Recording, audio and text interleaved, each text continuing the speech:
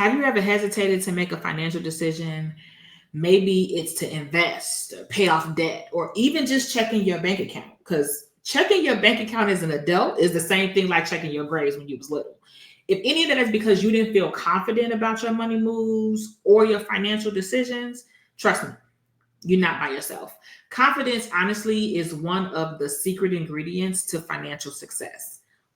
But how do you build it?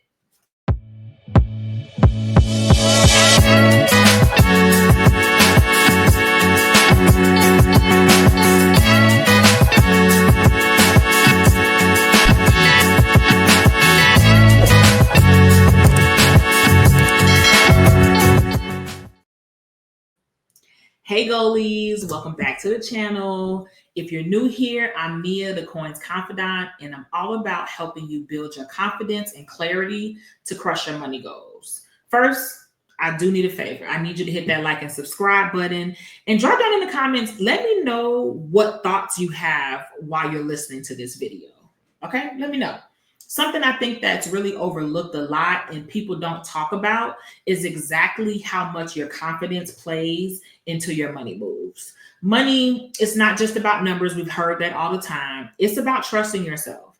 It's about trusting yourself to make the right decisions, knowing that you're capable of figuring things out and having the confidence of what to do with that money and trusting that. Okay. Confidence, honestly, is the foundation of every financial decision that you make. Without it, you're easily going to fall into those traps and cycles of avoidance, fear, or hesitation. I'll give you an example. Have you ever thought to yourself like, "Oh, I should start investing. Oh, well, where do I start? What should I do? What should I invest in?" Or you just didn't start because you were too busy worried about losing your money. So you just kept doubting yourself. Then you just never started. Or maybe you avoided a budget because you felt like, oh, well, what's the point? Why should I even start? I'm never going to be able to keep up with it. The thing is, confidence is not really about knowing everything or knowing it all. Only a fool knows everything. It's about trusting yourself enough to take that first step. It's about trusting yourself and knowing that even though that you don't have all the answers, it's the belief that no matter what happens, you got this. Here go 3 huge roadblocks that honestly affect your financial confidence. The first one is going to be fear of the unknown, the fear of making a mistake. It feels paralyzing, and typically you go into what they call analysis paralysis. This is where a lot of that scarcity mindset and self-doubt and imposter syndrome kicks in, and you just constantly study and never actually do it. Every financial mistake is just a learning opportunity. Even if you do make a mistake, it's okay. The more you avoid taking action, the more you give fear the ability to build up inside of you. The second one is going to be the comparison trap. Honestly, I think social media makes this one too easy to do. You can't compare your finances to the finances of someone else because you can't see it. I can come on here and say I make $2,000 a day from slapping people up and down the street. I really could come online and say just about anything, but you can't see real wealth. Real wealth is invisible. So you're seeing someone else's highlight reel, not their full story. So focus on yourself. The last one that we're going to talk about is financial mistakes. Now, if you know me or you know anything about my story, you know that I've been there, done that, and I got plenty of those t-shirts. We all have. We all made my financial mistakes. It's a part of life. It's a part of the journey. But we carry guilt from it. You carry shame from it. I want to help you start that process to release that shame and guilt. Let it go. What matters is not really what you did before. That was just a stepping stone, a learning lesson. It was only a piece of your story.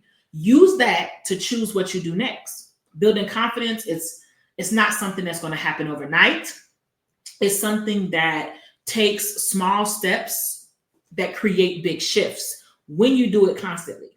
So start with those small wins. I typically tell my coaching clients, create micro goals. Take that big goal that you have, the one that seems overwhelming, the one that makes you a little bit nervous, the one that has you just a little bit scared.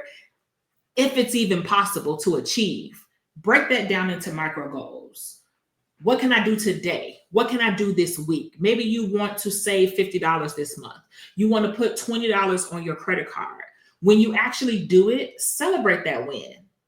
Build from there. Now, when I say celebrate, I do not mean go out and splurge and go crazy and put yourself back where you started.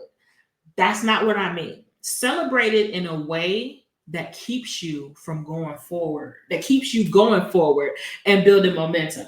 Lastly, educate yourself without overwhelm. Okay? Don't take on a whole bunch of topics at one time. Knowledge is power, but it's only powerful when you take action. So don't overwhelm yourself. If you see a lot of different financial advice and it starts to overwhelm you, choose one area to focus on at a time. Gradually add the extras. It could be budgeting, investing, debt repayment, whatever the topic is. Learn just enough to take action and continue learning. Track it, track your progress, write it down. Update it regularly so as you gain momentum, you can see it. Once you continue to see how far you've come, it's a very powerful motivator that will give you confidence in your future money moves. Surround yourself with support. Sometimes we have people around us who are deflecting their own lack of confidence on us. They don't believe that they can do it. So now they feel comfortable discouraging you from doing it. So be around a community of like-minded individuals. It could be friends, mentors, online communities. Surround yourself with people who uplift and encourage you, even without you having to provide a dissertation about your goals, because you know what I'm talking about. My challenge for you today is to take 10 minutes to identify one goal. This one goal can be part of a huge goal down the line, but just one simple goal. So like we talked about, maybe $20 extra on your credit card, $50 you're going to save extra this month.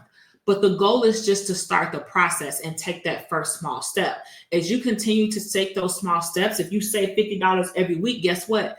You're going to have more than $50 by the end of the year. Okay? You see where I'm going with this? The goal is to take those small steps, but do it consistently. And consistently does not mean that you did it every single day and you didn't skip a beat and you never messed up and you never fell off. Consistency and consistently just means that more times than not, you did it. So you had a consistent track record of doing it. That's all it means. So it still doesn't mean that you're going to be perfect about it and you won't fall off. So don't let that discourage you. One thing I want to leave you with is confidence is just, it's not nice to have. It's not like, oh my God, I'm confident and it's just great to have. It's the key to really unlocking your financial goals. I do want to leave you with, you got this. Feel confident in yourself and give yourself grace during this process.